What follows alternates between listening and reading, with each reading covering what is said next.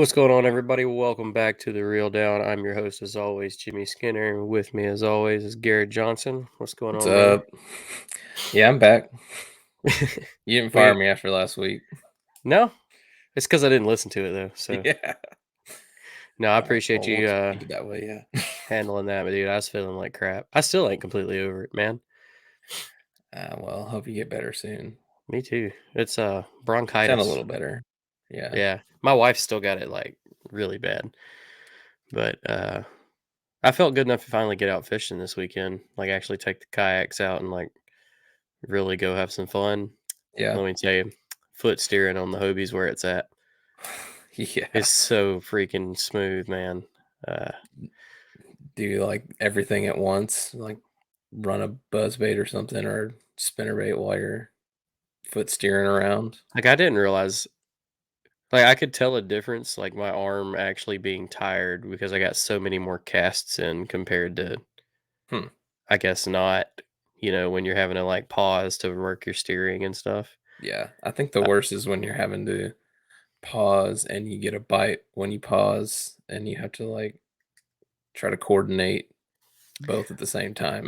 Like set like the hook and it was like 5 minutes into the day, I caught a pretty nice. I mean, it's a pretty big one out there. Like a little bit over 5 pounds, I think. And it was like at a time where I was getting blown around and about to go adjust my steering and put it in reverse. And I got a bite and I was able to like do all of that and keep my feet moving and stay on the mm, fish and everything. It was yeah. great. Like, Yeah, that's where it's really, at. really cool setup. I was weird, like, because it takes up some space, it's just more shit that's on the H rails, and I was like, I just don't know if I'm gonna like that. No, that's where it's not going anywhere. I don't Well, think I that's could good. ever not have foot steering on a motorboat now. What Yeah, about you? that's Did you good. get out and fishing this weekend? Yeah, we fished our second CTK event this season, and I blanked. Uh, it was pretty rough. We had rising cold. We had a cold front come through with rising water and dumped a bunch of rain in Center Hill. Turned the lake all muddy, and it And your got cold. There electronics was aren't working right now, so Yeah, my electronics aren't working, and I showed up an hour too late as typical. So, yeah, it was rough. you better get it all out of your system before Gunnersville. Yeah, yeah. So I'm hoping to live vicariously through these guys tonight, listening to their stories from the Harris chain. That's gonna be. Oh yeah, I'm excited and for that. we said we were done with the Florida stories, but not quite. The Hobie BOS series started their season out round one on the Harris Channel Lakes, which is just legendary fishing. And to say that it showed out is an understatement. I wish I had thought about it. I would have done a comparison of fish between there and Kissimmee, just to Yeah, see. I think that this might have outdone Kissimmee quite a bit. I think they might have hit it on just the right time too. Yeah, but without further ado, we have last year's winner of the Harris Chain with the Bassmaster event, Justin Largen, and this year's winner of the Hobie BOS from last weekend, Ewing Minor. What's going on, fellas? How's it going? Man, we making it. How Yeah. about y'all? Cashing checks, fucking just hanging out, counting dollars. Hanging out, going to class, just the usual. I Yeah, hear that's that. interesting. Still going to class and going down and cashing checks. That's awesome. Yeah, I mean, school helped me and hurt me. Well, I guess it didn't really hurt me, but I wasn't able to go down and practice like everyone else. But since there were Hmm. those two college tournaments, that kind of made up for it. Yeah. How'd you do in those? I got 25th out of 250 something, and then 22nd out of 275, I believe. So, Were those boat well, tournaments? Is that right? yeah, Yeah. yeah, qualified for, I mean, 3 tournaments in 2 months on the Harris chain and qualified for all championships. So, Wow. yeah, it's pretty good. You Dang talk hammer, about an man. effective week. That's awesome, Yeah. man. Like, well, real quick before we move over to to Justin Ewing. Just to kind of introduce yourself to anybody that's a new listener of ours or don't know who you are. Well, I'm Ewing Minor. I go to Carson Newman University in East Tennessee. I fish on the boat team. We also have a kayak team that's pretty new. I think y'all might have talked to my coach about that a little while ago, but I mean, it's a great program. And actually, he's sending our team down to fish an event on Chickamauga this weekend. It's a nation. I forgot to request off of work, so I won't be there, but the rest of the team will be there, and that's awesome. I'll be supporting them from work. But yeah, I'm fishing that this weekend on Chickamauga. Yep. Yeah, I'll be there. Yeah, I mean, we got a great program. We fish the college kayak tournaments that there are, but our budget allows us to fish a few other tournaments, and really lets the people that are newer to it get a taste of. I mean, you fish the Tennessee Bass Nation stuff. You might as well be fishing a national trail. Yeah, there's some really good anglers in that. A lot of anglers, really good anglers, and obviously with Steve Owens and what is it, Daniel? Yeah, Daniel. Yeah, they put on a great tournament. Yeah, it's fairly equivalent to some of the national trail stuff. As a director, it's something I have to keep in mind that like my best effort at running one will not be as good as Steve does something. So it's like I feel like he makes the rest of the Bass Nations in the country look bad because he just does it up so big and so good. And Steve knows everybody, and that helps. Yeah. Like he is the king of networking. And gets it done. They're doing a great job with that. Like if he wasn't running Bassmaster, I'd say Tennessee Bass Nation should just like stretch out on its own as a national event. Like, I mean, usually there's participating in it, sometimes more than that. So it's got quite a bit of draw. For sure. Yeah, there's some good stuff there. Well, Justin, how about you, man? Give us an introduction on yourself. Yeah, I'm just a dude that likes to fish. Been kayak fishing, but I've been doing the national trails. This is the third year that I've been doing it. First year, not so great. Some growing pains. I kind of didn't do a whole lot of. I didn't do any local stuff. I wanted to see what I could do against some of these big names. And last year was a little better. So hopefully this year's starting off good. So we'll see. Here's a quick question for you. Just because you mentioned like the growing pains, do you feel like to compete in the national scene in the kayaks that you have to kind of commit just to that, or do you find where you can have a good balance of doing like national and still being part of local? Or do you think that you've got to really just completely commit to the national trail to have a chance? I think you can do either. It really depends on how much time you want to put into it. If you've got the time to do both, I think you can. I just with the number of tournaments that I've fished, like particularly last year, there wasn't a whole lot of time for locals. I did a few, but there were just too many conflicting events.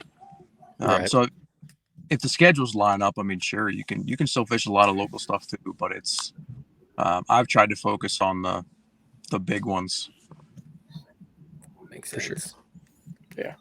It's just I have a lot of people ask me about, what the national tournaments are like. And, some people, like even me sometimes, it's like, it's kind of nerve wracking thinking about it. Like if you're somebody that only ever fishes local stuff, and then you want to go dabble in the national, sometimes it's kind of overwhelming. And I have people ask me about it all the time. And then you got guys that have been fishing in kayak for 5 minutes that, they're ready to just straight into it. Take my $300 and I'm going to go do this. Yeah, just full send. But, well, no. So let's get right into it. So as we said, Harris Chain of Lakes, it's not actually an area I know much about. I know it's Lake County, Florida, and I know it's a lot of water. And I know from watching boat tournaments that it can just produce a ridiculous amount of good fish. So, Ewan, why don't you give us a breakdown, since you've got a bunch of experience on it now, just kind of how it sets up. I mean, you have, I'd say the main, what I would call the inside lakes, which are Harris, Eustis, Dora, and Bouclair. And then you have Griffin and Apopka, which you have to lock to. But for the Hobie tournament, Yale was also put into play, which is not attached to the actual Harris chain. I believe it was at some point, but it is no longer attached. I think there was something with a hurricane that wiped out a canal and they just never built it back. That's what I've heard. I don't know if that's actually what happened, but yeah, you've got anywhere from water with chocolate milk, 2 inches of visibility, to 6-7 foot of visibility in some of the cleaner lakes. And it's like immediately on the chain, the muddiest lake and the clearest lake they're separated by a canal that's a couple hundred yards long. That's crazy.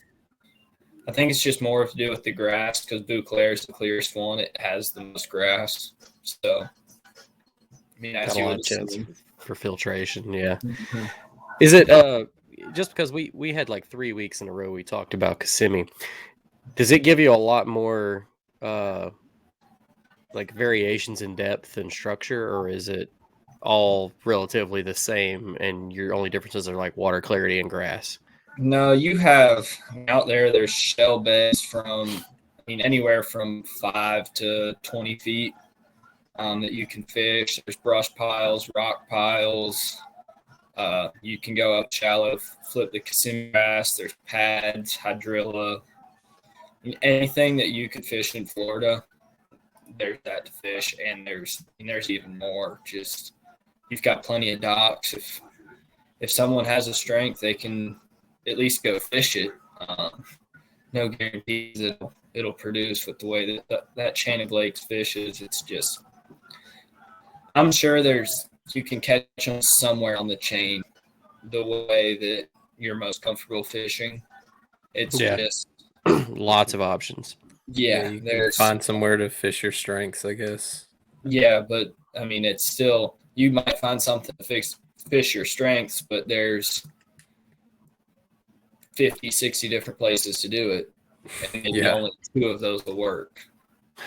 Or produce like the quality that you need to. Well, they talk about how, on some lakes, say 9% of the fish, and it's 99% and 1% of the water.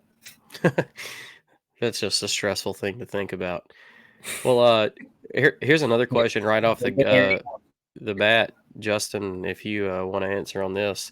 With this being the first time that the tournaments are doing the designated launches, with what Ewing just said, and there being so many options and so many chances to fish your strengths no matter what they are, did you see any trouble with that, with having designated launches? And for people listening, a lot of folks think there's going to be like 3 and 4 launches per tournament. There were 23, so calm down.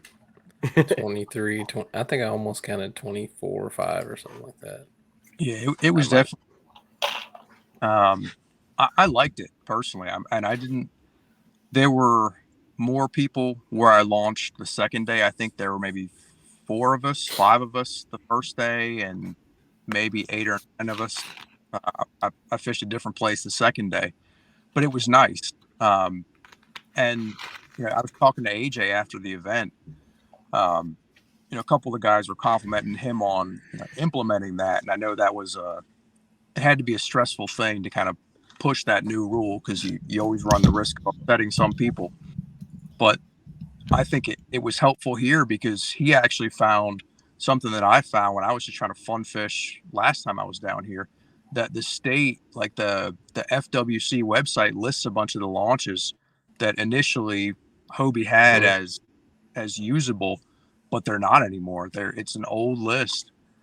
There's several that were on the list that they updated throughout the week as anglers would go there and be like, hey, this isn't public anymore. Or there'd be some sort of change. And I found that just trying to use one of these. I'm looking on the Florida website, but it lists it. It lists a point of contact, a phone number to contact the person, and I'm sitting outside this ramp, and it used to be some sort of public facility, and now it's like an apartment complex. And some guy's like, "Yeah, I haven't been affiliated with that place in years. I don't know why my name's on there." So wow. if we, I'll put it this way: if we hadn't had that system that we have this time, I mean, anybody who looked at that list potentially could have run into problems there, or we could have had people using launches that they thought were public but weren't, and I think that eliminates a lot of gray. And as long as you have plenty of launches like there were for this one, I mean, if you had 10 people at every launch, that's not crazy. There's still plenty of water for everybody to share. It's like you were saying, it's not like we were limited to just a couple of them. There was at least one launch, I think, on every lake, or you could get to every lake from at least one launch point. Yeah, it looked like there were some like in the canals and stuff too that you could launch from. Yeah, I think AJ did a really good job of it. And I think we're gonna see a lot of the same, with the Bassmaster coming up on Gunnersville. I peeked at all the ramps on that, and I didn't count them, but same thing. I mean, there's so much public access on that lake as well. So, and for Hobie, being man-powered only, I think it really does. It kind of makes you work for it.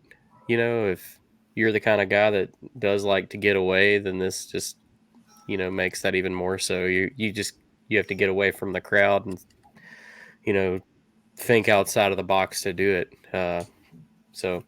But no, find those spots within the spot kind of places. Yeah, it'll make you a better fisherman. Don't bitch about it. But so we'll get right into the pre-fishing. So y'all have experience here, but Justin, what was your pre-fishing like? Did you get down there in time to get on the water? I did. I got out midday on Wednesday, and it was tough for me. I had it in my head that I was going to go down to Apopka and find grass and flip, and then try finding bedfish. And I could not get the flip and bite to work at all. I tried some canals and stuff looking for bedding fish, and an area where I'd found bedding fish before, and it was nothing. I might have found one little tiny buck up, but I spent basically the first 2 days and did not have much other than some places I eliminated. And it wasn't until the third day I went into Beauclair. I'd heard the water was clear there, and I found some bedfish, and that was kind of what I had to go on. And I don't think I caught a fish. It's risky gambling on bedfish. Oh yeah, it can, it's a high risk, high reward kind of thing. Yeah, they can I've had them completely ghost me where they're there and you come back and they're gone, but it can also work out really well if they're actually, still there and they're eating. Yeah, that was really the only thing I found, and I didn't find a ton of it. And I like, if I'm finding bedfish, to find ones where I can pitch in there and get them to eat something with just using a screw lock, just so I can kind of know, okay, I at least got that one to bite. But I dropped on a few of them, and they were stingy. I couldn't get the ones I did find to eat. But I didn't spend a ton of time. I just tried to find as many as I could. And then, going into that night, I guess I looked at the forecast and saw the wind was just going to pound the shoreline that I'd found them on. So that's my kind of luck. Yeah.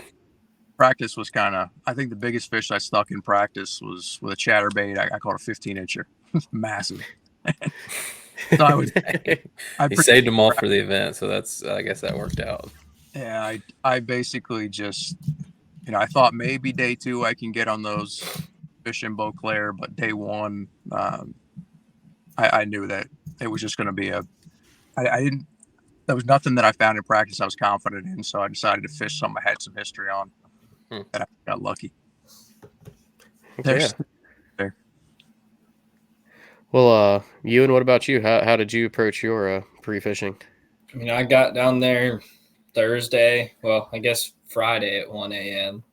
And I went to the lake that I had the least experience with, which is Yale. It's kind of the oddball, and with, the tournament boats can't get there with all the pressure that chain has been having this spring. I was decided I'd go check there. It seemed like my best option, and they had sprayed a lot of the grass that week.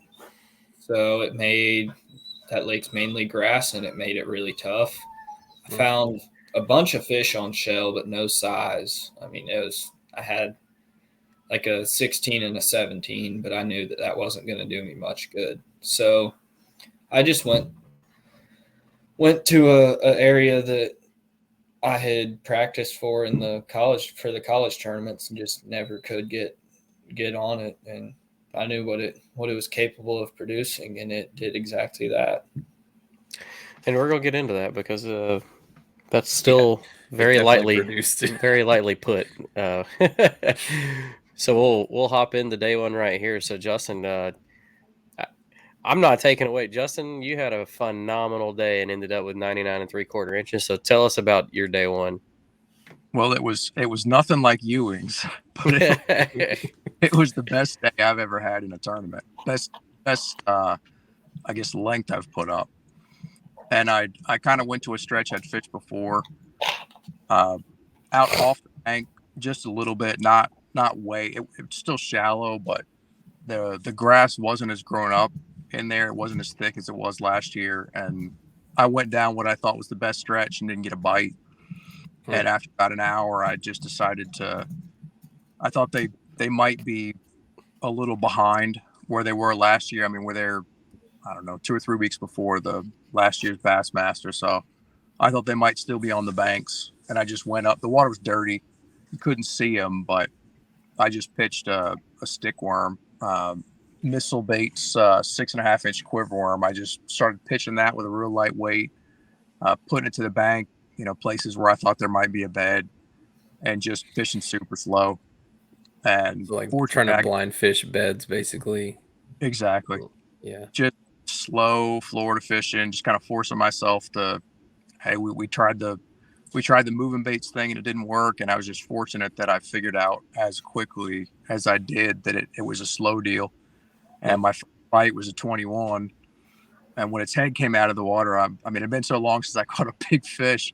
I'm thinking 10-pounder, and I'm freaking out. But yeah, I had that same feeling this weekend, and then when it was only 20 inches, I was so depressed. I was still pumped. The 21 was a huge start for me with the way practice went. I went a little, I might have gone another 30 yards down the bank and jumped off one that was probably 18. It shot straight under the kayak, and the line got draped around the foot pedal. I had to poke the rod forward to pop the line free, and it gave him just enough slack to jump. And that was probably an 18 plus.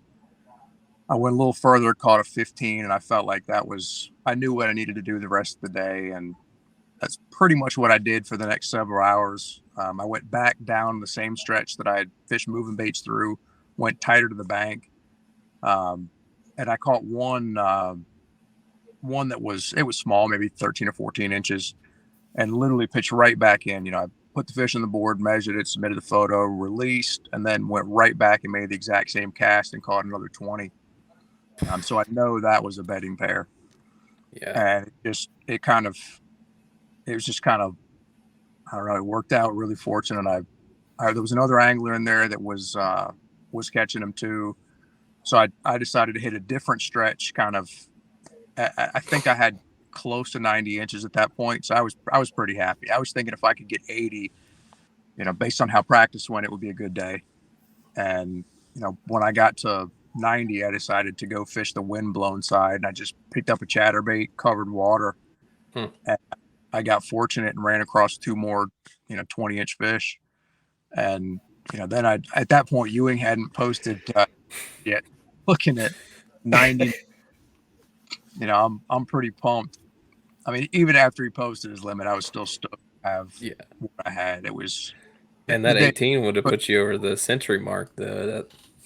Yeah, and I you never know. I could have overestimated a little bit, but the there was a 19 that I caught, and it, when its head came up and, it jumped, it didn't come all the way out, but I thought it was going to be like a 17 or something. It ended up being almost 20. So wow.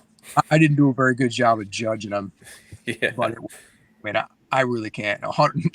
99 3/4, 100. I don't care. It's a good day. Yeah. No, man, that's a good time. I mean, maybe later on you'll look back on it and be like, dang, wish I had another 1/4 inch to break that 100. But in the heat of the tournament moment, I mean, 99 3/4, hammering them either way you look at it. So,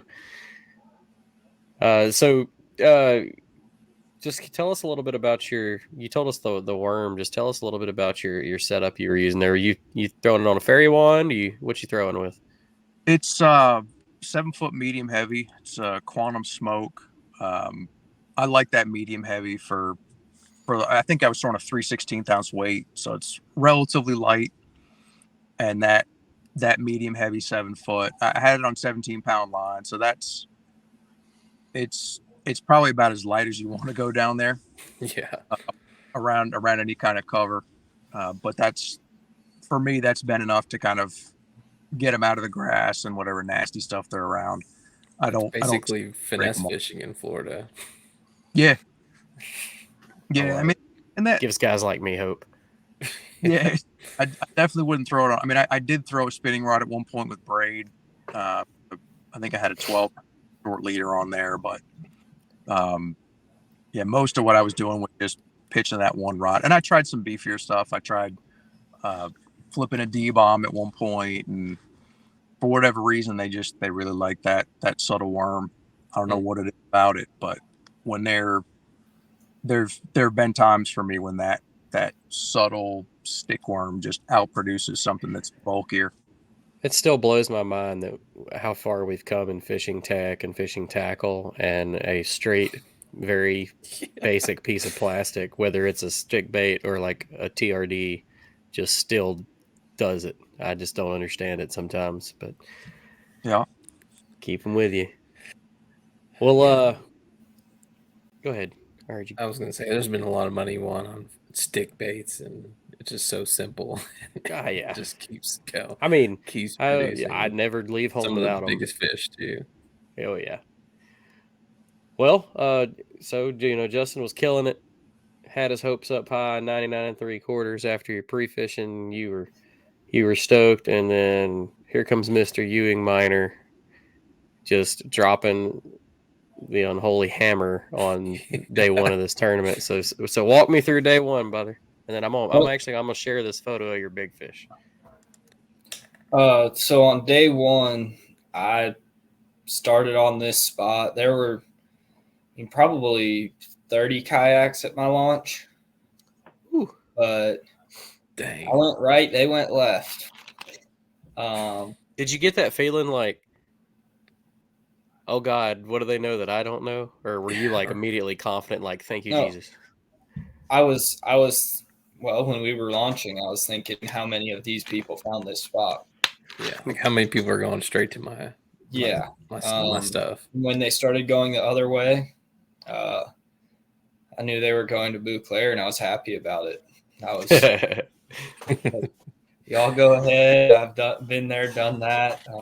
There's a ton of fish in Bouclair, but it's hard to get a big bite. A lot of people struggled with that over there, but I got there and I started off by just chucking the jackhammer out there. I caught a 15-incher, and then I had earlier you mentioned having to take your hand off the reel. How that's inconvenient. Yeah. Taking my hand off the reel, my bait was falling back to the bottom. It actually slipped off of the reel when I ripped it out of grass, and I felt it thunk it on a slack line, leaned into it. It comes up jumping. It was a 21-incher. And at that time I was kind of freaking out about a 21-incher. I was like, because it was, 10 minutes into the day or something, I was like, yeah, all right, it's going to happen. I've already got my big bite that I need. Yeah. I was thinking I was going to catch, 17 to 19 inchers. Didn't have on that day I caught more fish over 20 inches than I did under. Actually, it might have been the same amount. I caught like 11 or 12 fish, and I caught 6 over 20. But God, I want to have that problem one day. I caught 2 Saturday and was stoked. I can't imagine 6. I've been there to be stoked with 2. I mean, you follow the one in the spring, the BOS event. I caught a 12-incher. I mean, it was 30 minutes left in the day, and I was thrilled. I mean, I sat there and just kept tweaking it to get it to hit 12 inches because you have those ups and downs, and some for sure. You got to take your licks, but when I go sounds like this one was worth it. When I go to fall, it's usually not good. So, but no, after that 21-incher, I just kept chucking and winding my chatterbait for 5 or so minutes. Didn't have a. So the next time I ripped it out of grass, I just killed it, and then I caught, I don't know, like an 18 and another 18, maybe a few fish under 20 inches. But then I caught, after at 9:30, I think I had 95, 97 inch, somewhere in that range. I can't remember the exact number. But I was just sitting off of it, and Jordan Marshall, he started there with me, and he was still fishing. So I just sat there, and I was letting him have at it because, we had discussed fishing it together, and, the possibility of going first and second place. But so I was just sitting there, and I was on my phone just watching Bass Live, letting them rest, and he hooks up on one. So I decided to make a cast in there and see if, when he got a bite, that if it would fire him up. And he pulled his in. It was like 13 inches, and I set the hook, and it was another 21. Oh my god, that's got to be demoralizing for the other guy, though. Yeah, after I caught that one and put it in the boats and got a good picture of it, and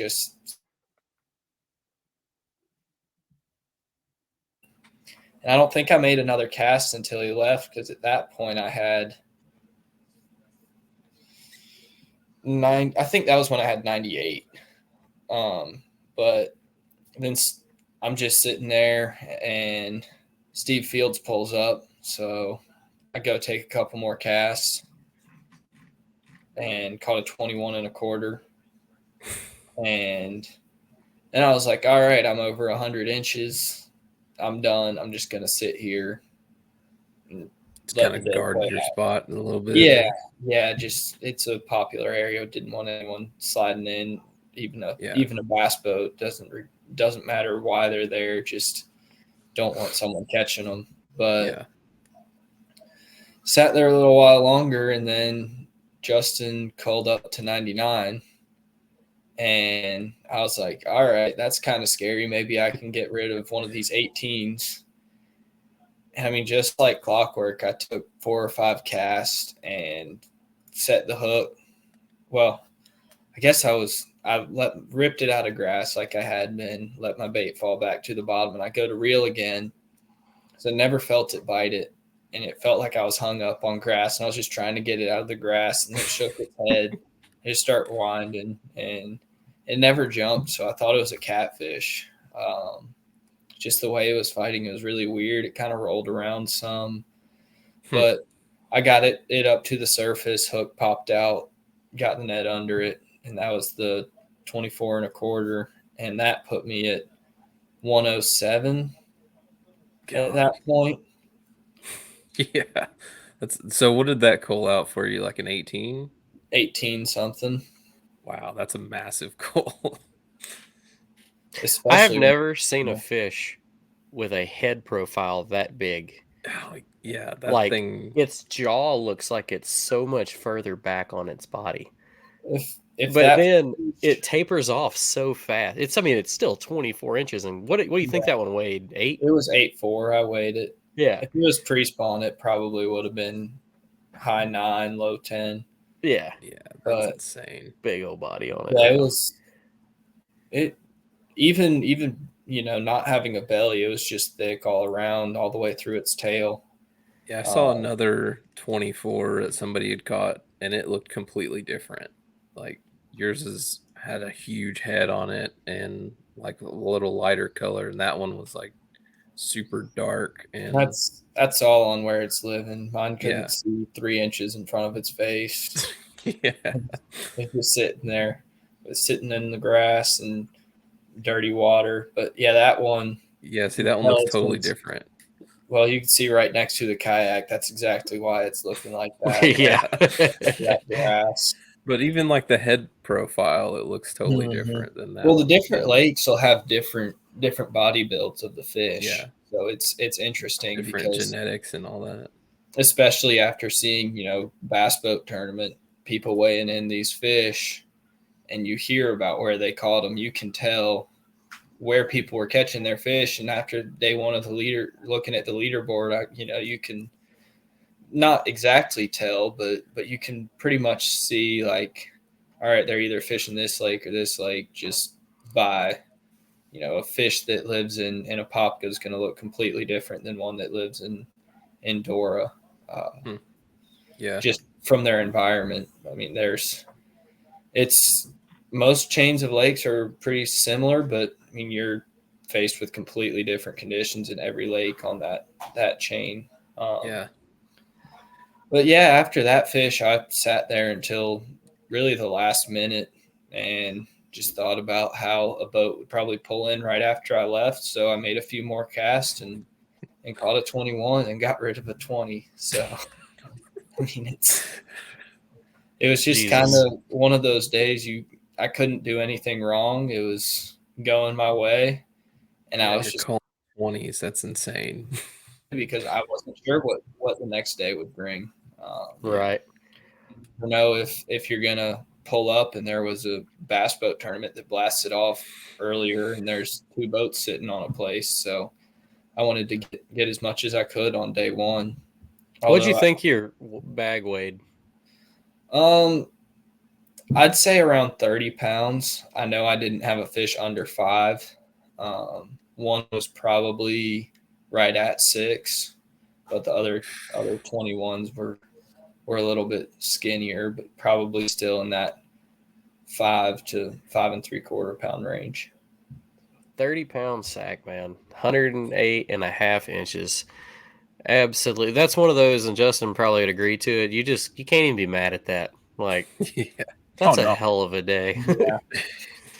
No, I don't mind getting beat nearly as much as like it's not nearly as bad as when you screw something up and beat yourself. Like when somebody puts up numbers like that, I mean, it wasn't meant to be. Yeah, it's just hats off to that person in that day. Exactly. And I would, man. I'd rather you beat the brakes off of me than beat me by a 1/4 of an inch. Like, because it's always those thoughts. Like, man, I could have probably got a 1/4 of an inch out of one of those fish. Blah blah blah. But no, man, excellent first day, and I want to jump right into day 2 because day 2 was just crazy different. This is a cool example of how well a 2-day tournament process works because the leaderboards were vastly different. The numbers were still there, but the people that were on them changed so much. And just for an example, Justin, second place on day 1. Let me click on the day 2 here. Justin ended up with a 19th second day, which still was good enough to hold you in second place. And that I love getting to see how that dynamic works versus when you see 2 guys just wire to wire it, really, really cool. I mean, and it made for a good showing. I mean, Adam Reiser, I think he was 8th day 1 and 8th day 1 with 90 inches and then 5th day 2. And it jumped him 1 inch up under you, Justin, for 3rd place. It's just really cool to see the 2-day dynamic really work. But, Justin, go ahead and tell us about how your day 2 worked out for you. Well, I kind of stuck with what I had planned. I knew from talking to the other angler with me on day one that they'd caught fish, and lost some good fish too. And I looked around that last hour. I didn't fish a whole lot. I went up in a couple of canals and just hoping to run across a bedfish to see if I was kind of toying with the idea of going back there still. And I just didn't find anything that I thought would help, or anything that was compelling enough for me to go back again. I've made that mistake too many times of catching fish in an area and then, well, that's where my fish are, I got to go back. And it just, I've learned that if I don't have confidence in it for the second day, then I got no business going back. So I went to Beauclair and went to that stretch where I'd found some bedfish, and it did not go quite like I was hoping. I'd seen the water was still, it was clear, much clearer than everywhere else that I saw, but it was dirtier than it had been in practice. And there was one stretch that was kind of along I guess it was a west bank, that it was protected that day. It had been beat up the day before, and there was kind of a couple of docks that there were fish on, and they weren't way back up underneath them, but it was kind of like right out at the very end of it. You could see where they had their bed, where the light was still getting in it. And those fish, at least a couple of the bucks, were still there. I had trouble when I went over to the eelgrass, and I'd found some along outside edges of eelgrass, and then a few back up in the reeds. But it was real hard for me to see the ones in the eelgrass, just with that little extra cloudiness in the water made it really hard to see. And then there were a bunch of other fishermen, kayakers in that tournament, and then boats going through everything. It was very crowded, a lot of fishing pressure that day. So I got what I could off of the one stretch, and I found one female that she was not easy to catch. She ended up being 18, and I think I spent probably between 30 minutes and 45 minutes sitting up, kind of getting the boat in the right angle, and then just cycling through eats, and eventually getting her irritated enough to where she'd actually eat. And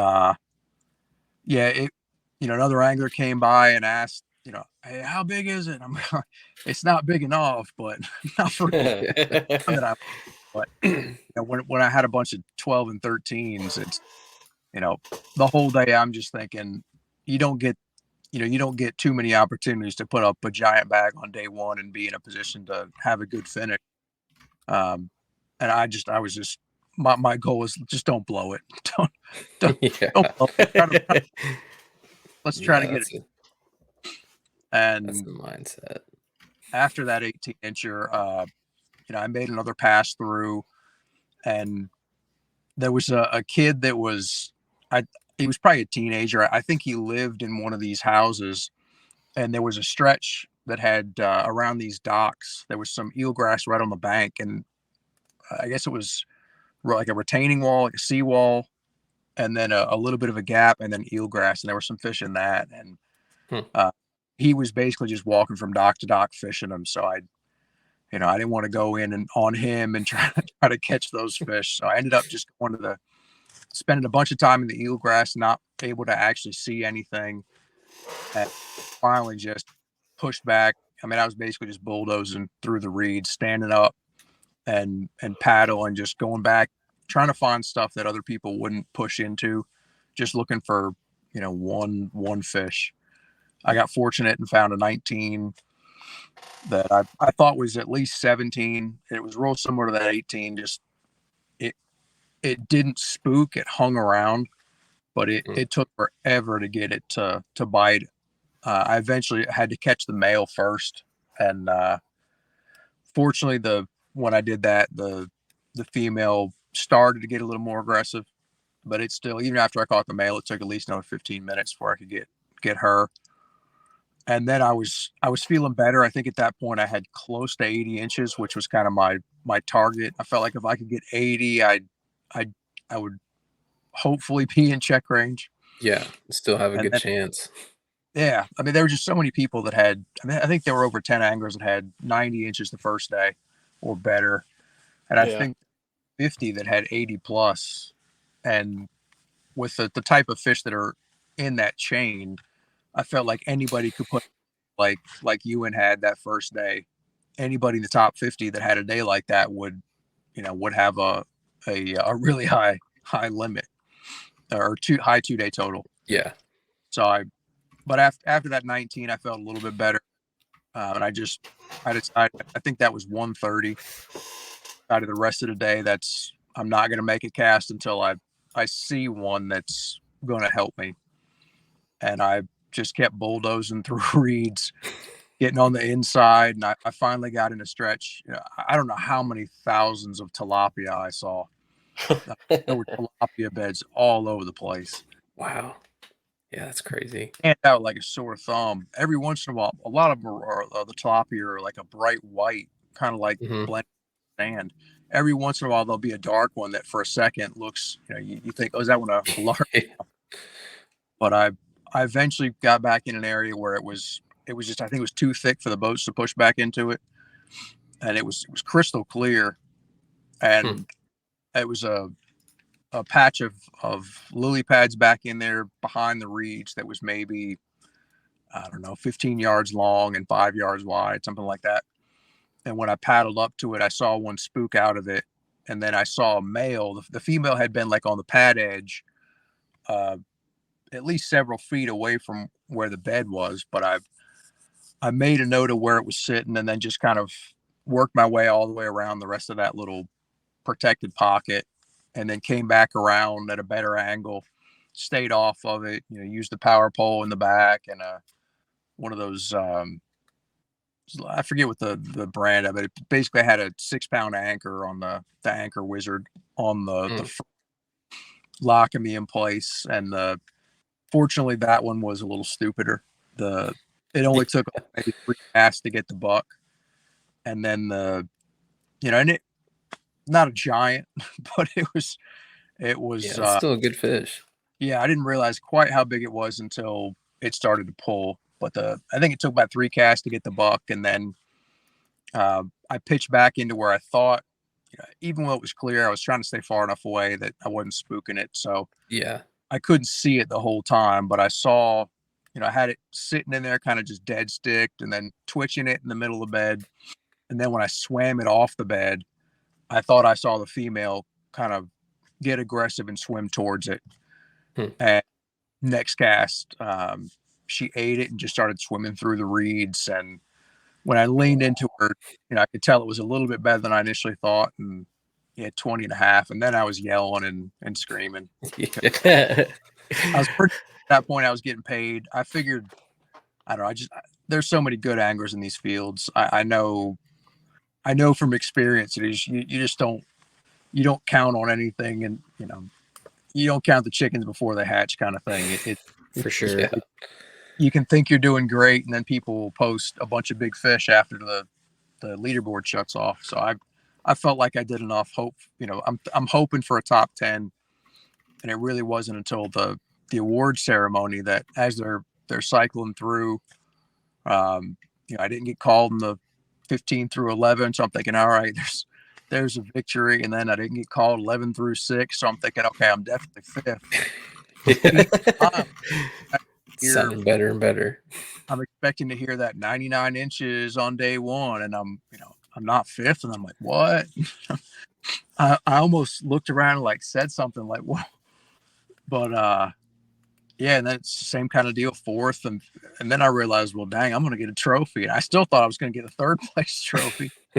I was just kind of dumbfounded standing there with, I knew that my day wasn't great on day. It was barely enough. So yeah, I can't complain at all. I mean, hats off to you, and he earned that win. And I kind of knew. I was joking with some buddies that when I heard him talking to AJ after the first day, and I heard what he was doing, he wasn't bed fishing. He was fishing the grass. I'm just going to reload. I was like, yeah, we're all second. I didn't think it was going to be getting it. He's not gambling on this one. He's gonna take it out pretty much. That what he was doing is a smart way to fish, and it just, I had no doubt. I mean, you just look at all that stuff on the wall behind him. I was totally today watching the KBN show. I think it's got to be $40,000 just in those Hobie checks on the wall behind him. So I was not surprised at all. So do you think the second day had better? So it had better conditions for like sight fishing and being able to make that bite happen, I guess.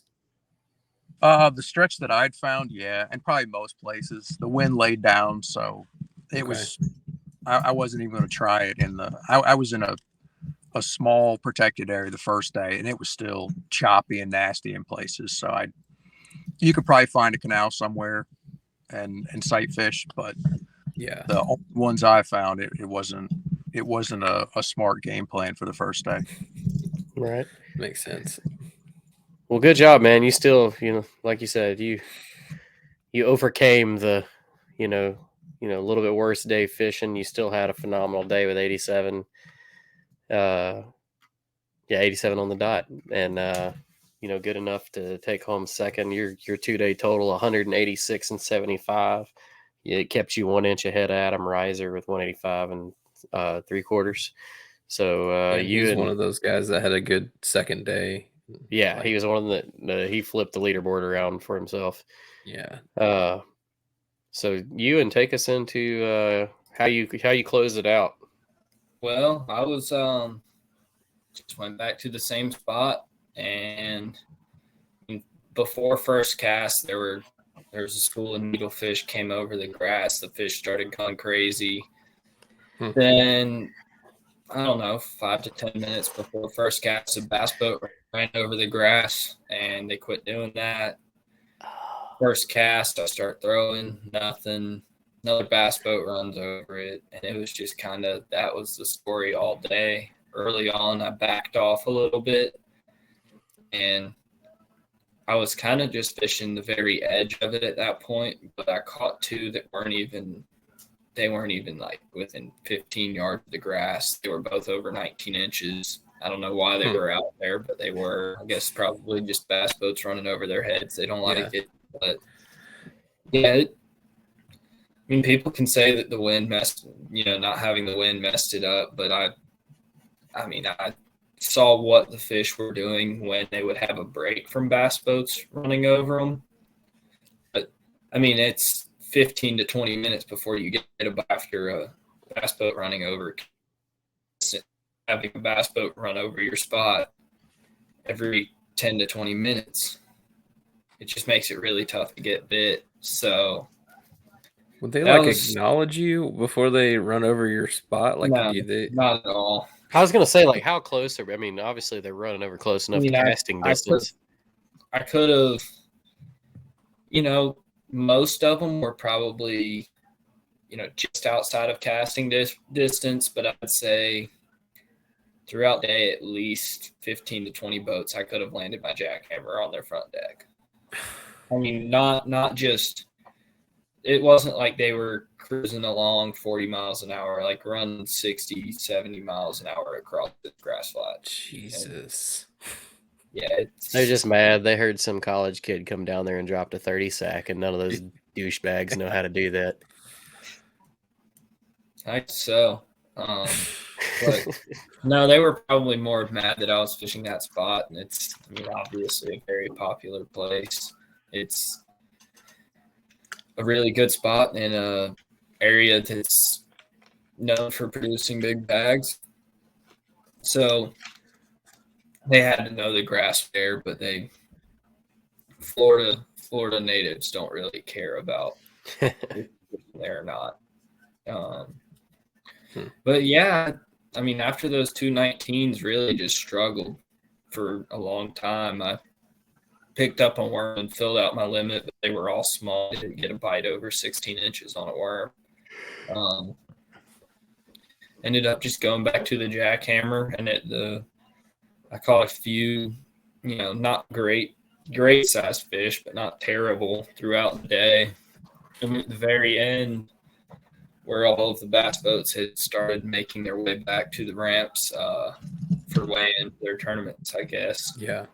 It was just player boaters out there, and they would listen to me when I'd stand up waving like a madman to go around. Yeah. So I was able to have about, a solid 45 minutes without a boat running over top of those fish, and I was able to catch a 17 and a quarter and a 20 and a quarter, I believe is what it was. Yeah. Now, that's what, because before I had those two fish, I was sitting there thinking, yeah, someone's probably going to run me down and pass me. Like, it was very doable. Felt like at that point the door was wide open for someone to slide in and win it. And once I had those two fish, I was like, all right, someone's really going to have to. Yeah, somebody's really going to have to put another 110 inches or something up to catch it. Yeah. So I was pretty comfortable with where I was sitting. I knew that Justin still, like, he didn't have to have much better of a day than the day before to catch me. So when he kept calling his name or calling names, how he was sitting there thinking, man, I couldn't have finished this good. I was like, man, what's he hiding? Like, oh no, he broke last time I checked the leaderboard, he was in fifth. Like, couldn't be good. He was trying to, get a little bit of revenge for me not posting him on the first day. Yeah. No, I was sitting there. That thought did go through my mind. Like, I was like, he would only have to have like 102, which is not. I mean, it's not like it's something crazy out down there in Florida. Yeah, people that's definitely doable. I mean, and especially after you put up 108 and then he put up just under 100, you know that it's completely possible. Yep. And I mean, I knew where he was fishing, and I knew the kind of caliber fish that come out of there. So I didn't know that he had moved for day two, which, I mean, still, Bouclair has giant fish in it. And if you get the right 5 bites, especially with what he was doing sight fishing, you can pull up on, any bank, and every 15 yards there's a 20-plus incher on it. Yeah. I mean, that's just Florida in general. Like, you can pull up somewhere in there. Yeah. I'm glad you didn't.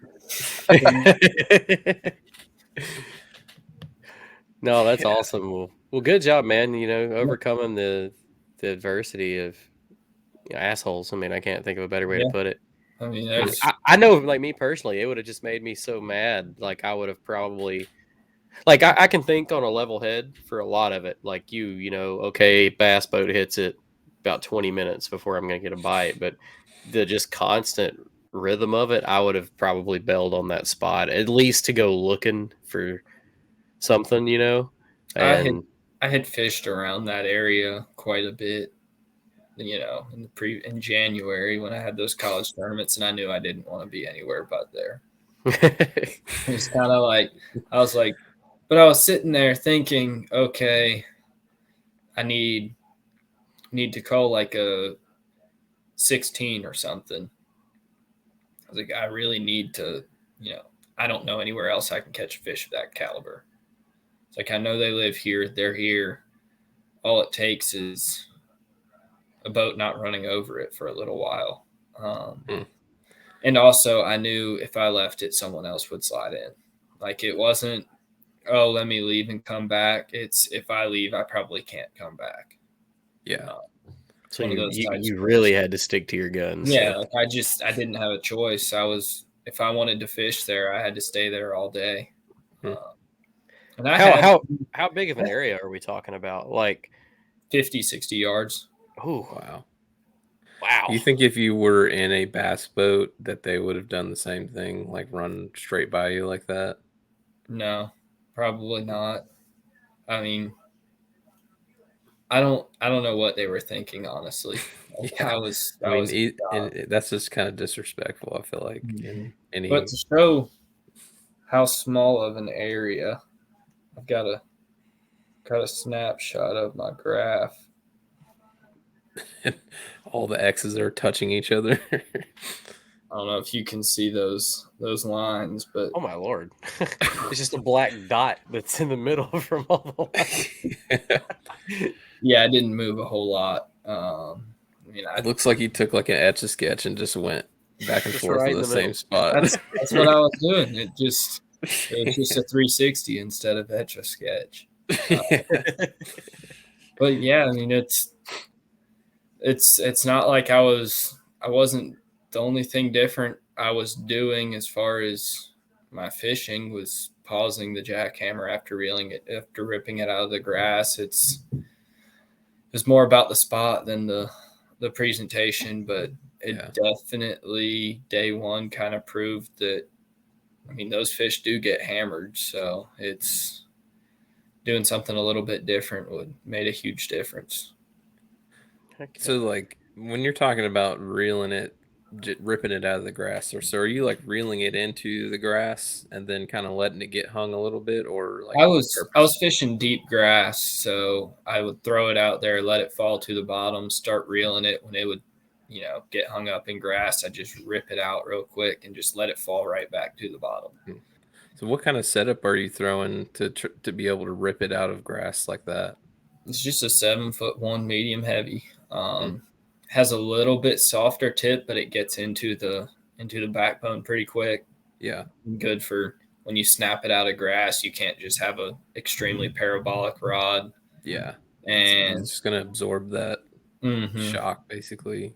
And also that softer tip, when they are eating it a little funny or something, it gives them time to get it in their mouth. You won't rip it out, and then you have enough backbone to pull a 24-inch fish out of some grass. Yeah. What kind of line are you using on that? I've heard people throwing like braided line to do that, but I 17-pound Seagar and Vizex. I threw the same jackhammer both days. I did respool my line after day one because I was like, that's a lot of stress on that. I was like, that's at least 3 or 4 months worth of big fish in one day. It's like, but just do a little due diligence and swap her out. Never snapped off once. I didn't retie as much as I should have, just with the amount of pressure I was putting on, but it held up just fine. I mean, Invizex is about the perfect line. It's not terribly expensive, and you get the performance out of a top end line. For sure. Yeah, that's awesome. Well, heck yeah, man. That's awesome to hear. I like thinking of exactly how small the spot is, just like broadens this whole thought of this tournament even more for everybody listening. Like, I might tell you that I fished one area, like an area that me and Garrad fished together on Guntersville all the time. That area is still like a mile, or more. But to think about sitting in a 50 60 yard spot for 2 days and making it work, that's just insane to think about. So hell yeah, congrats on that, man. You ended the weekend with 201.5 for the win. So the big 108.5 inch day really, really helped keep you up there with that, fishing being a little tougher the next day. But that's leading us into the part of the show that we like to let you guys talk a little bit about your sponsors and everybody that makes fishing easier for you. So Justin, if you want to, anybody you got to thank for this event or that helps you with fishing, just go ahead and shout them out. Yeah, I'll thank Mom and Dad first for all their support. Little baits, everything I caught, even the chatterbait I was throwing there new. They've got a deal with Hog Farmer where they're basically making that spunk shad, but with missile colors. And that's what I was awesome. Trailer, the 4.5 inch. It's I think it's called Fishalicious, but it's kind of like a translucent-y kind of pearl color, just with a white chatterbait. I got to thank Vicious, that 17-pound line. That held up for me too. I was fortunate not to break any off. Dakota is a new one for me, so I'm real grateful to them for powering me this season. I'm looking forward to. I kind of tested my motor for the first time during practice, so I'm looking forward to playing around with that NK180 at a KBF and at the Bassmasters and having a little more range than I'm used to. And then there's a local shop. Their website is Paddle VA, but the company is Appomattox River Company. They sell, a lot of great fishing kayaks and everything from inflatables and canoes, anything to get you out on the water. Hobie, obviously, I love my Outback. I've had it this is the third season I'll be using it, and it's I've had a lot of fun in that boat. But that's it for me. Awesome. Well, before we get to Ewing, what's your? I know we talked about it before we got on the air, but what's your next stop for the kayak tournaments? I'm down here in South Carolina for the KBF on Murray, and then on to, I think it's Gunnersville the week after that. So it's a busy month for me. Yeah, well, we're looking forward to seeing you down there at Gunnersville. Yeah, I'm sure you guys will be. You guys will be tough to beat with that local knowledge. I usually beat myself, so you got nothing to worry about. Yeah, I got the knowledge. You're right. If we were basing it off knowledge, I'm very confident. But then the skill thing comes in, and my bad luck, and it just goes right out the window. The execution, that's the part. Yeah, we don't have that. But what about you, Ewan? Who makes fishing easier for you?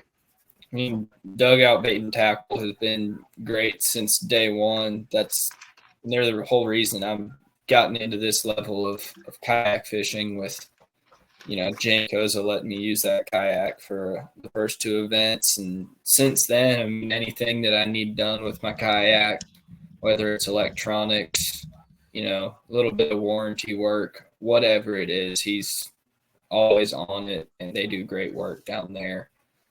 Also have just about anything fishing you could need, so you can make it a one-stop shop. I mean, either get your kayak worked on, get a new kayak. They just started carrying Old Towns, so people that want that spot lock already integrated into their boats, that might be something that interests them. But yes, then I've got to thank the Carson Newman. They've had my back in these tournaments.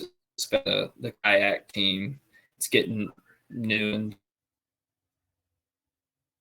if there's any of the younger audience watching right now, or people that know someone that might want to get into college kayak fishing, feel free to reach out to me on Instagram, Facebook. You just look up my name, it should pop up. But Newport Vessels, as Justin said, I've been running it for a year and a half now. I know he's going to be thrilled with it because that thing, it keeps going. You can run into whatever you want. It won't break. The Biono Power, I mean, I've been running the same two batteries for my trolling motor and graphs for a year and a half. And I love the batteries.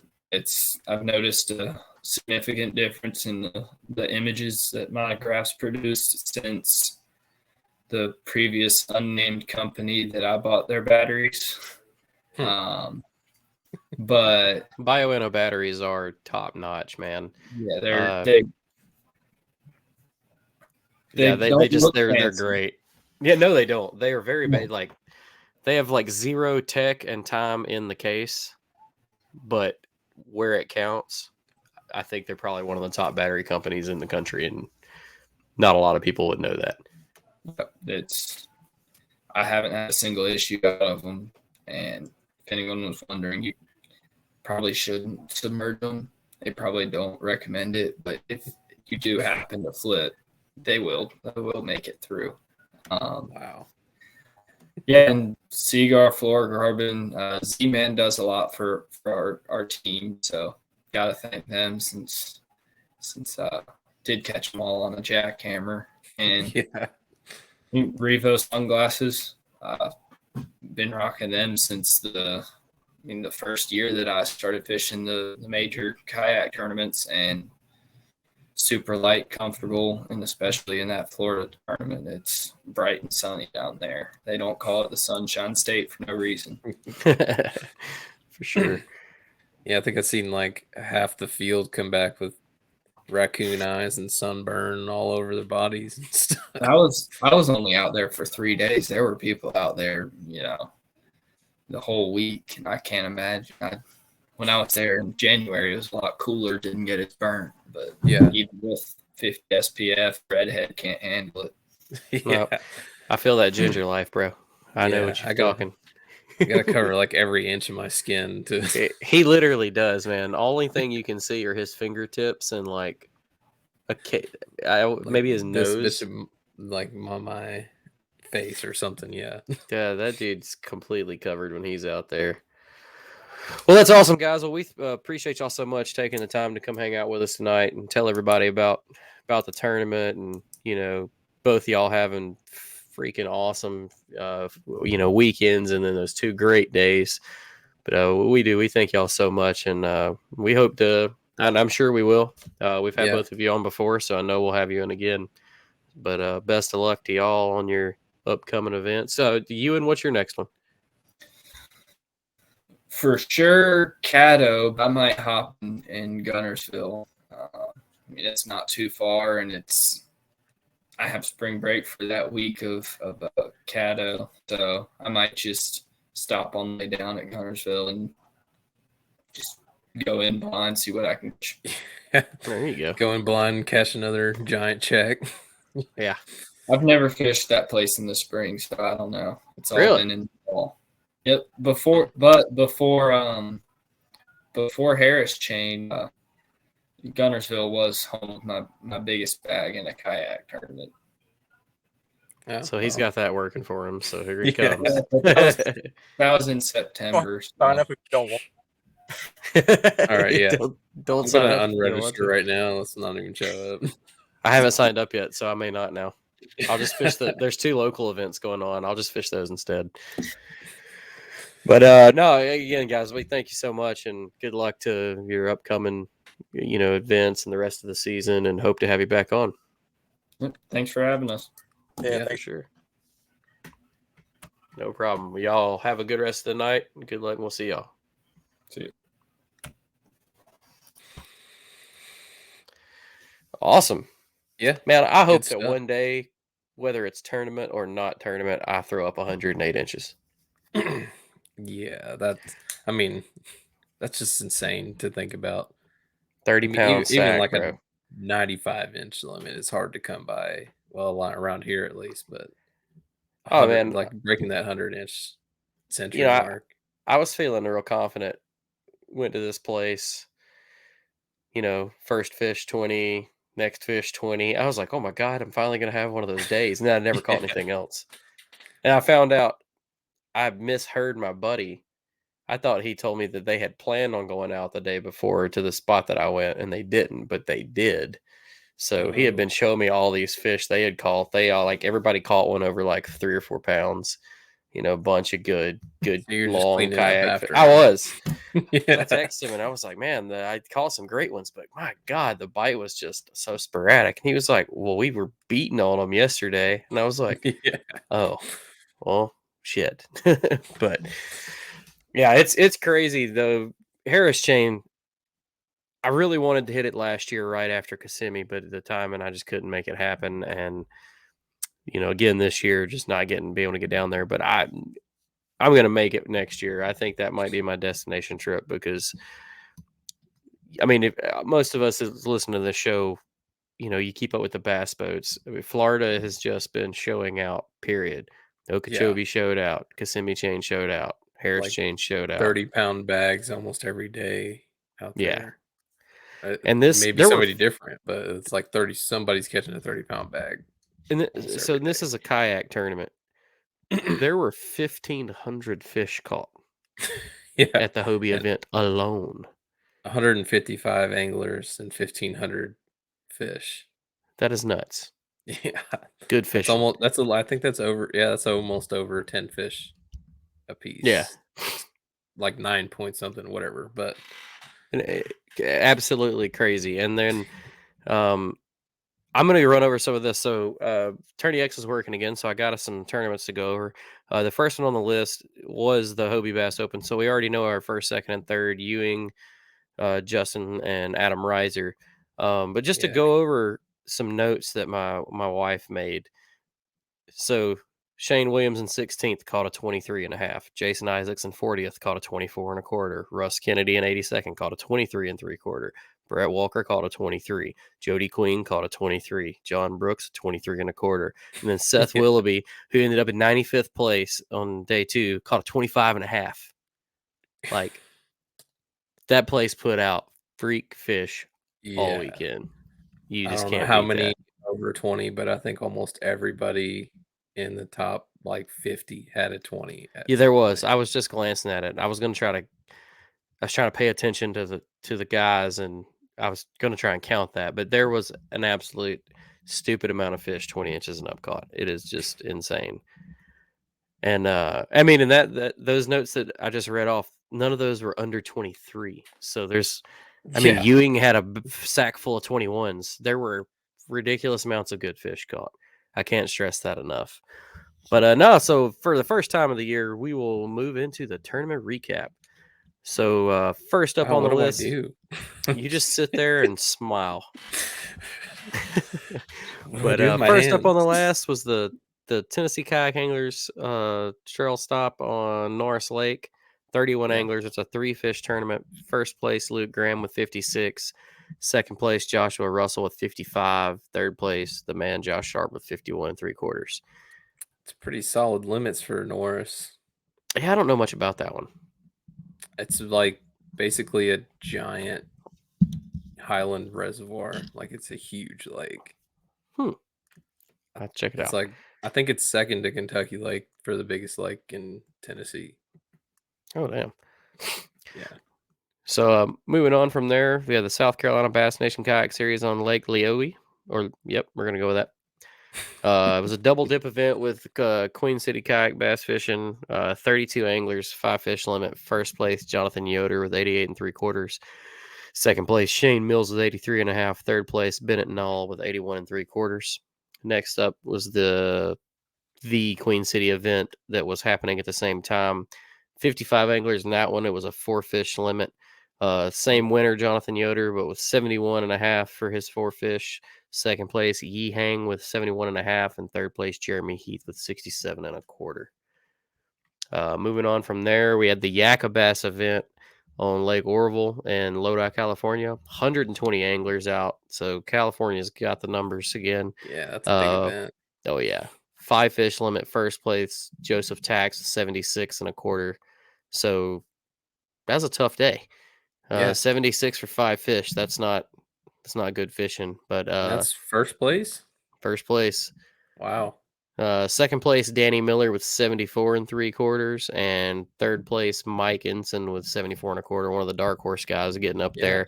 And if I remember correctly from seeing Greg Blanchard's post, Greg Blanchard was 4th, and one more of their guys was 5th. I think like 4 of the however many of their dark horse crew was in the top 10. So they showed up and showed out and drank. Was it mostly like all spots? Is that? I think it is one of the spotted bass. I don't know much about Orville. Moving on from there, I've been there before, but it's basically all spotted. You should know you were a Cali boy for a short amount of time. But next up, 2023 California Bass Nation Kayak Trail Series, Bullard's Bar event. It was a doubles event with the Wild West Bass Trail, 29 anglers, 5-fish limit. We had the same finishes for both of these events. David Borofko with 70.75. Second place, Abel Patino with 65.25, and third place, Shane Jones with 65. So another tough day at a different body of water in Cali. But that is it for the tournament recap for last week. I'm glad that Tourney X is finally freaking working again, so we can talk about other tournaments at the end of the day. Yeah. So congrats to everybody that got mentioned, and for since this is the first time in 2023 we got to do it. The way it works, if you didn't know, is if you're your club fishes an event, as long as you have 25 anglers in the event, we will cover the recap. But if you ever are listening and you want us to cover your event, even if it's just at the end of the show, a tournament where you maybe only had 15 people, but there were some stupid sick bags caught, just reach out to me or Garrad, Facebook, Instagram, shoot me the details. I'll look it up and I'll make sure you get the shout out that you deserve. You mind if I shout out our club's event? No, fuck your club. I'm just kidding. Yeah. Well, it was a little rough on us. We fished Center Hill, and we had 3 anglers with a limit, and those 3 finished first, second, and third, and they were all fishing like a mile from each other. But we had Trent England had 51 inches, Tyler Phillips had 50 1/4 inches, and then Jesse England had 49 and some change. Jeez. So tough day. Tough. 21 anglers and 3 limits. That's crazy. Yeah. I hope that shit stays with you for the next 2 weeks, because I might be going to fish a tournament this weekend on a little lake in Coleman that I'm not going to name because I don't want anybody to know about it that don't live here.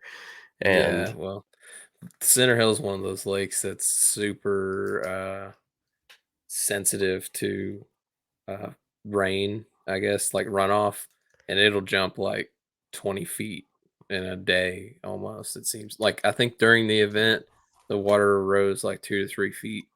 Jesus. From lines in to lines out. I remember I've got to experience that in a tournament one time before. Logan Martin did that, the very first Bassmaster tournament in the kayaks.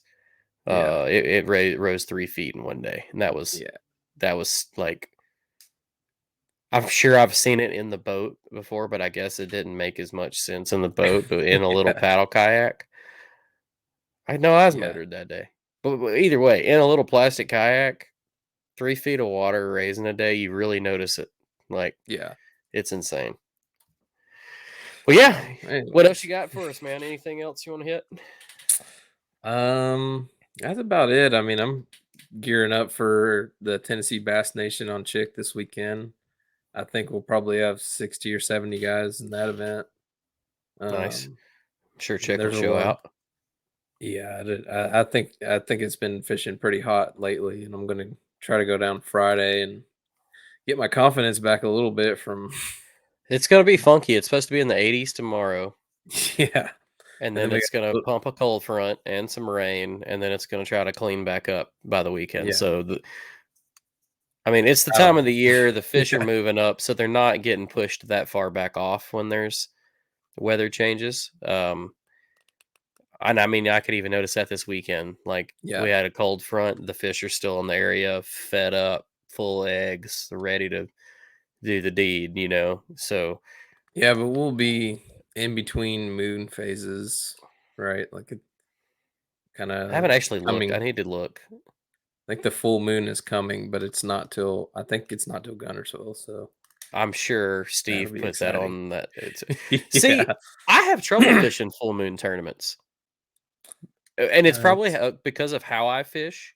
Yeah. That a lot of those fish I'm fishing for are doing their work during the full moon at night. So it's like you usually don't catch that second bite window till late in the day. So I have to keep those things in mind, that like sometimes you'll catch some of the good active stragglers in the morning. Yeah. But I have definitely beat myself by going after spawning fish versus, pre or post spawners, and that whole moon phasing just kicked me in the butt. Like, I used to be super confident with it, but it was because I was night fishing. But like, you can't do that in these tournaments. So this is like probably the most important time of the year, I think, for moon phase, to pay attention to it. And I'll be completely honest. Once spring leaves, I don't ever look at it again. Dead serious. I only look at it for when I'm night fishing. Exactly. I like fishing full moons because I can actually see what I'm doing. Exactly. I've been, I know lunar phases have effect on pressure and fishes and all that bullshit, but it's like, how many times have I went fishing when the lunar apps tell you that this is the worst day to go fishing, and I've had a great day? Yeah. So, but in the spring, I actually lean on it a little bit. Yeah, I don't pay attention as much, I guess, to the daily cycle of the moon phase, but more so like the full moon's coming. This is when, even if it's not bass, like other species are trying to spawn at this time. And they're all kind of different, but a lot of them I feel like use the moon phase for when they try to spawn. So try to And make your game plan based on that. I'm sure Gunnersville's going to have a huge combination. I guarantee you they've been Yeah. spawning in the last 2 weeks. Yeah, with as warm as it's been down here, unusually warm. I wouldn't have said that last year at all. But No. this year it kind of feels like it could be an early spawn or makes just a me longer spawn, which would be awesome because it makes me feel better because I think we'll have more options.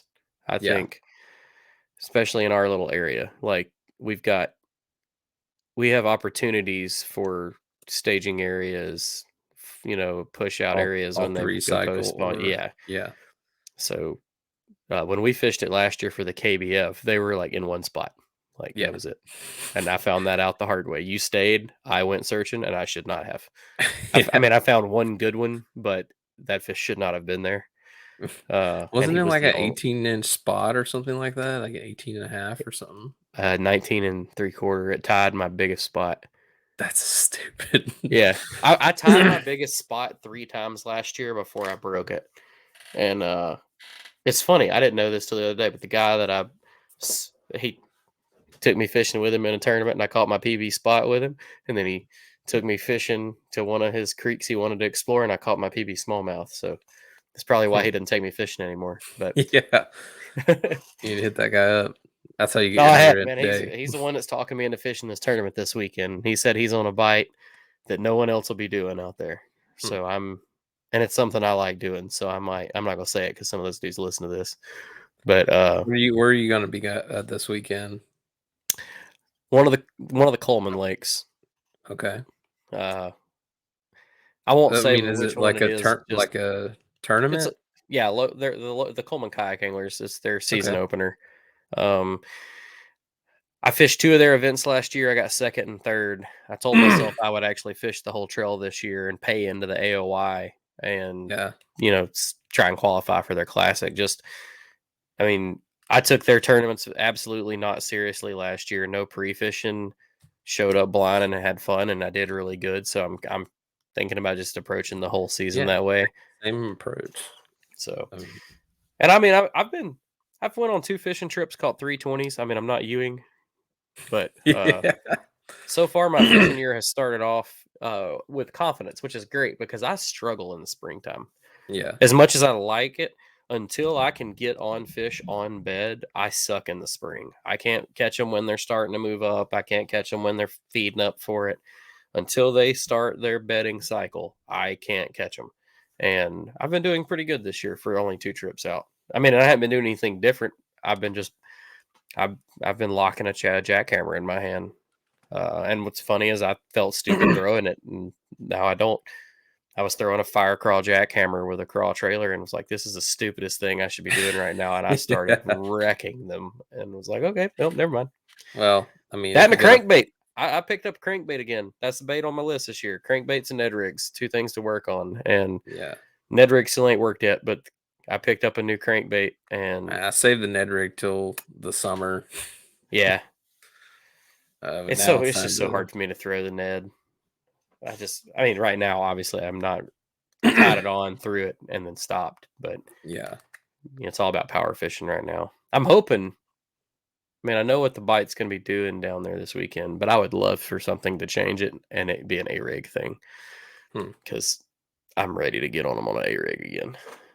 Yeah, I haven't really had much luck on an A-rig since like 1 year. I was really good with it. And I think maybe I changed my setup, and now it's not clicking anymore. So I need to go back. Man, mine's so basic. I just throw the umbrellas. Yeah. And I'm still throwing those, but I just changed rods and line. So I think I need to go back to. I changed line. We had that episode with Steve-O. I went with exactly what he said, and I'll give it to him. It is stupid tough. I the only thing I hung my A-rig in all weekend was trees, like submerged trees and submerged brush. You just pull the whole tree up. It would. It like I Yeah. uprooted a root ball, and then one time I actually had to go get it, and the line never frayed. Wow. Like I have not retied that knot. I mean, there was no. I went at 4 foot of that line and not a scratch on it, and I threw it a good bit of the day. I was cycling between it and the chatterbait because I'd throw the chatterbait up like in the brush. Like, yeah, I get brave throwing chatterbaits, which is kind of stupid. As no, many of them as I've lost. Yeah, I mean, when I caught that big one, I did it. I mean, went through the heart of a brush pile, snagged up, and I smacked it loose, and she just woofed it right. I mean, I felt her inhale it and then pin it to the mud, and then I had to bring her through the next brush pile with it. And that's awesome. That line, the Oziri line, man, it's tough. I don't like the way it feels. I didn't like the way it went on the reel, but it casts so good, and it is tough. I think it performs better than it looks, I guess. Yeah, like when I pulled it off the line, off the spool, even after putting it on the reel, like on my crankbait rod, you pull it out and then relax it, and it just winds up like a springy, like a spring. And I was like, oh my god, this is crap.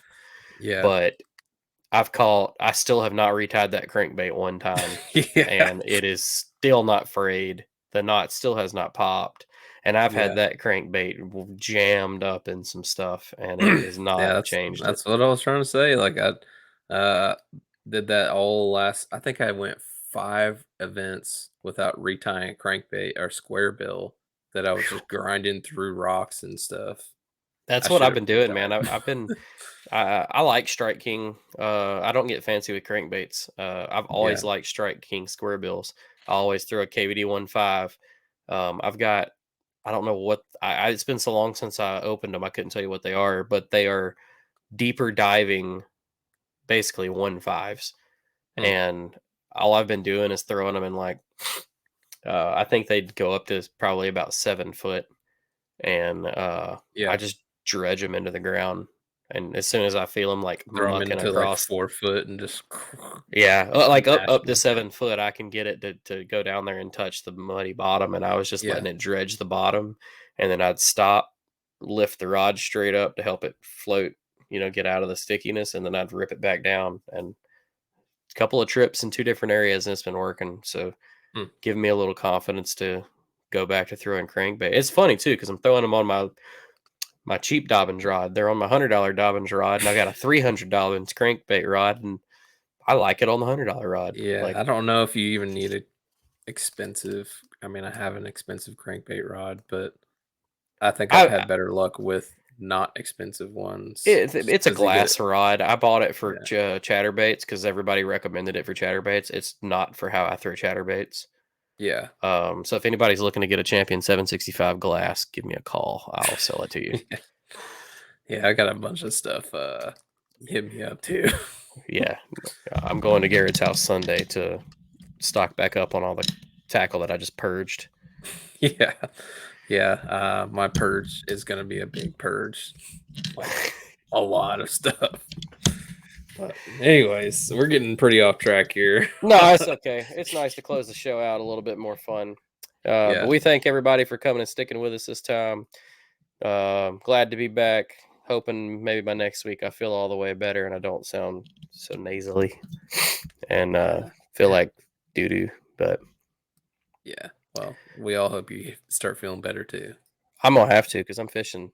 I've got too much fishing coming up. Like you got stuff to do, man. I'll be out there running a fever. I don't care. Like if I have to use that to my advantage to get a spot to myself. COVID positive, bitches, back up. Nah, bronchitis. But all right, folks, thanks again for tuning in with us. Another great show. Probably have the KBF Murray winners on next week. We got that one coming up. If we can't get in touch with them, we'll find something else cool to happen around the country. But until then, we hope to see you, Garrett. I hope to see you soon. I'll see you Sunday. I'm gonna give you some tackle. Yeah, you come by and get what you need. I got the goods. He's my plug, my dealer. But all right, folks, we'll see y'all next week. Peace. Yeah, see ya.